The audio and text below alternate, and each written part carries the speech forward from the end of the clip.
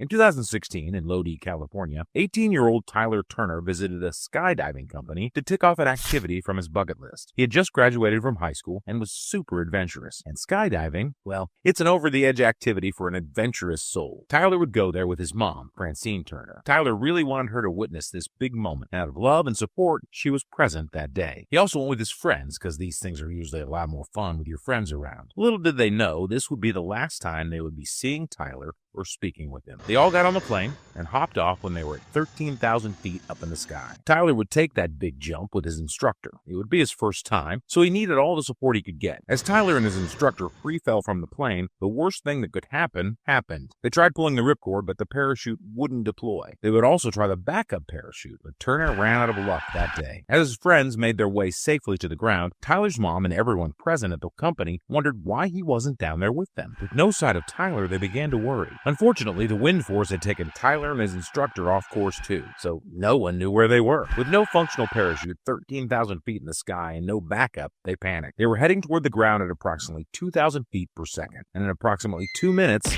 they plummeted straight to the ground. Now, it would take a miracle for any of them to survive that fall. Sadly, the heavens weren't performing that day. It is unclear whether they died from the shock midair or on impact as they hit the ground. Hopefully, it was the former. That would have been a less painful, less gruesome death for them both. Further investigation revealed that Tyler and his instructor fell to their death under the supervision of instructor Robert Allen Cooley, whose credentials were suspended at the time. It was said that he faked his credentials and lied to the students just so he could keep his job. Francine Turner, Tyler's mom, would later sue Skydivers Guild Incorporated and be awarded $40 million for the horrific death of her son.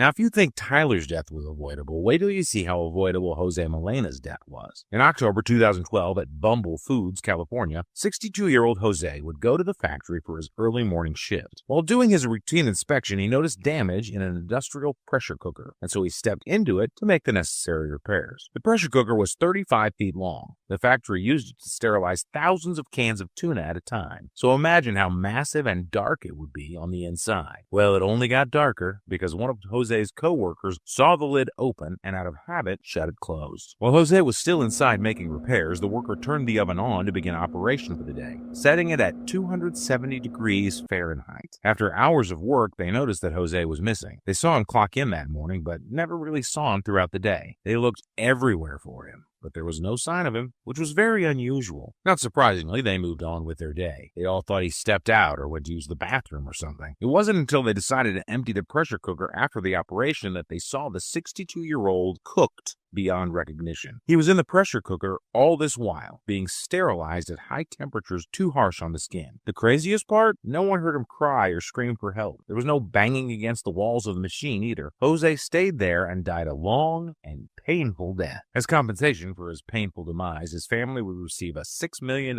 paycheck. The factory would also get rid of the outdated pressure cooker and purchase one that didn't require anyone to step into it and put their lives in grave danger.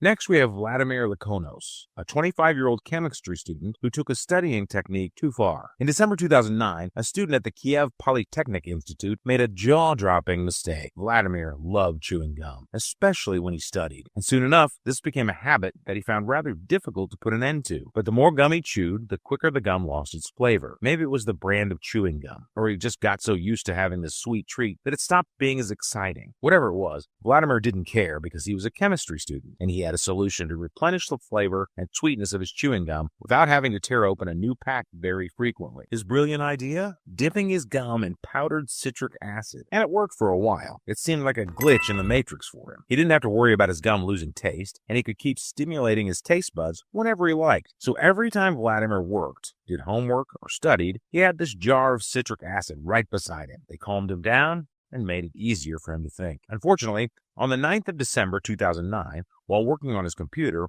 Vladimir had a lot of materials on his table. As per usual, a jar of citric acid was one of these materials present on that table. Sadly, there was also explosive powder in a similar jar. Distracted and confused by the two, Vladimir dipped his gum in the explosive powder. In seconds, his mom heard a loud pop from his room and ran towards him immediately. Vladimir had lost the lower half of his jaw and was bleeding profusely. His mom called emergency services to come save him, but it was already too late. He had lost a lot of blood and died before they could rescue him. If he had only been more careful and labeled his ingredients properly, he would have avoided his death. Another death, nearly as horrific as Vladimir's death, is the death of a famous American actor, Anton Yelchin, because on the 18th of June 2016, Anton was set to leave his apartment for rehearsals when he stepped out of his car briefly to check his locked gate for mail. As he stood close to the gate, face against his car, it began to roll backwards. The car was in neutral and he parked it right on a steep incline of his driveway. And not long after he stepped out, he was caught between his Jeep Grand Cherokee and a brick pillar gate post outside his house. The car weighed at least 2,500 tons. Anton couldn't bear the weight of his car pinning him against a brick pillar gate and died as a result of blunt traumatic asphyxia. The worst part is, he wasn't found until midnight. His friends and coworkers were worried about his absence from rehearsals and decided to visit him since he wasn't picking up his phone either. And when they got to his apartment, they found their friend in the most devastating condition possible. Anton was long gone before his friend's arrival, so there was no saving him. And lastly, we have 22-year-old Kyle Lee Stocking, whose miscalculation cost him his life. In 2013, Kyle and his friends came up with a brilliant idea to attempt a rope stunt they saw on YouTube earlier. The goal was simple: jump off a cliff with a rope attached to his body, something similar to the infamous bungee jumping people do on vacations. So, on a beautiful Sunday, they made their way to the 110-foot Corona Arch near Moab, Utah, where they hoped to recreate this stunt. They had everything they needed to perform this stunt, but sometimes having too much could be dangerous. After putting everything in place, it was time to jump. Kyle was to go first, maybe because he was the bravest or simply just the sacrificial lamb, who knows. But when Kyle jumped, the rope didn't hold him back. He ended up diving into the ground and the impact killed him. Why? Well, Kyle and his friends underestimated how long the rope was. They were meant to keep it long enough to give him a good fall and short enough to keep him from diving straight into the ground. The rope was longer than the drop down, and he ended up losing his life to their mistakes. Sometimes our mistakes can lead to our demise or that of others. It's important to take extra measures to stay out of danger and always follow safety protocols. If you enjoyed this video, please like and subscribe for more. And remember to always stay safe.